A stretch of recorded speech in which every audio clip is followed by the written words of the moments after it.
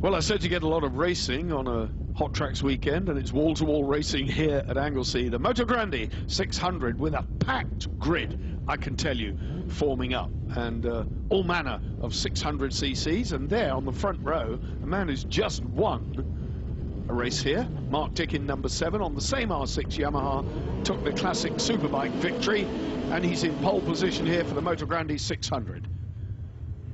And they're away off the line, the first bend, a left-hander, round they go, round the left-hander. Mark Dicken, a sluggish start from his pole position, but very quickly up into second place.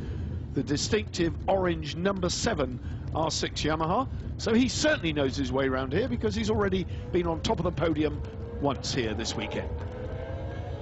As I say, a full entry. The Motogrande class comes in 600 and 1000 cc.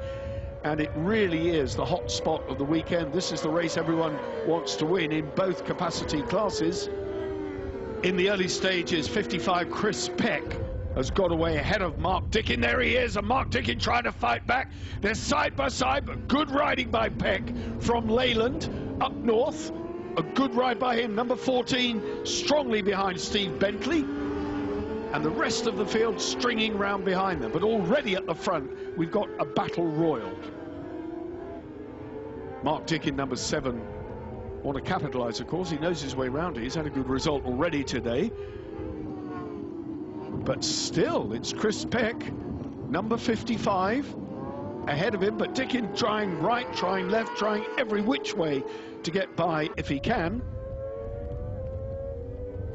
ZX6R then of Chris Peck, number 55. Still Mark Dicken on the R6, so 600s, all of them in this race, 600s. Tyre choice, do what you like, basically. They'll be running certainly intermediates, if not wets here. But if you want to run a slick, you can run a slick, regardless of make. Makes it very competitive because you can be more choosy, more selective with how you prepare the motorcycle. Different riders have different ideas. This is the first 2 now, stringing away and still pushing hard Mark Dicken, but he can't find a way past Chris Peck, who's riding a very tight defensive line. Can he find a way by here? Having a look in the slipstream now, a long way round, taking a bit of a sweep round and a dig. Oh yeah, now he's on the inside. Can he make it stick here? Yes, what a lovely block pass that was. So up into the lead goes Mark Dicken, number 7. Normal business is resumed at the front of this race. Mark Dicken from Chris Peck. These 2 now have it pretty much all of their own. Looking back for the 3rd place man, see if we can pick him up. There it is, that's Richard Dilks on the Kawasaki, so he's 3rd. The rest of the guys coming round, 14 dropping back there, Steve Bentley, but Dilks ahead of him, very much ahead of him. Here's your race leader, the battle at the front now being eased away slightly. 55, Chris Peck.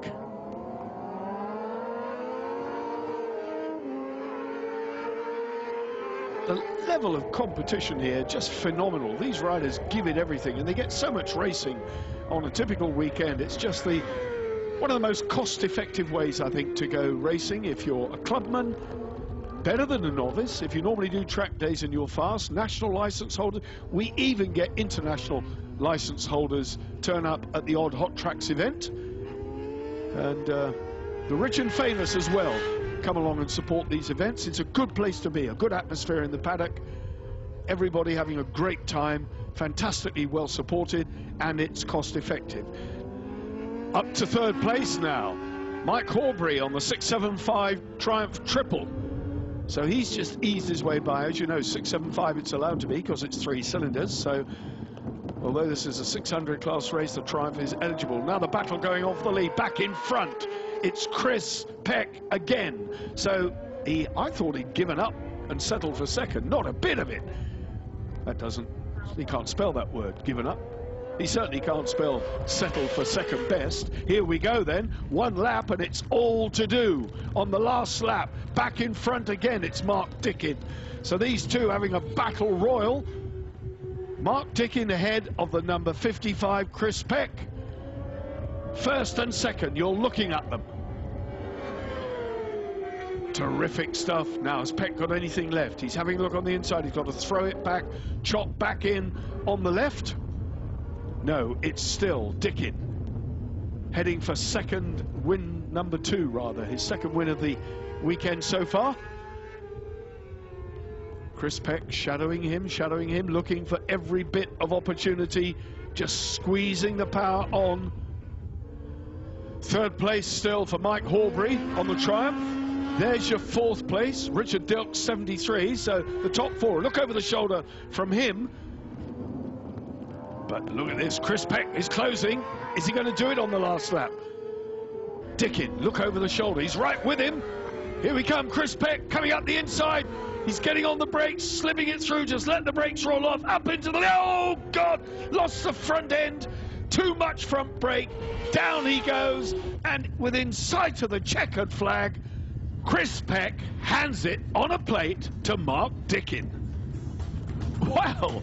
Well, I was on the edge of my seat for that one. Hope you were too. Mike Horbury inherited second from Richard Dilks in third. Steve Bentley, Cornforth, and Andrew Lund completes the top 6. They've all got to play a bit of catch-up, though, because, as you can see, lots of different names at the top of the standings.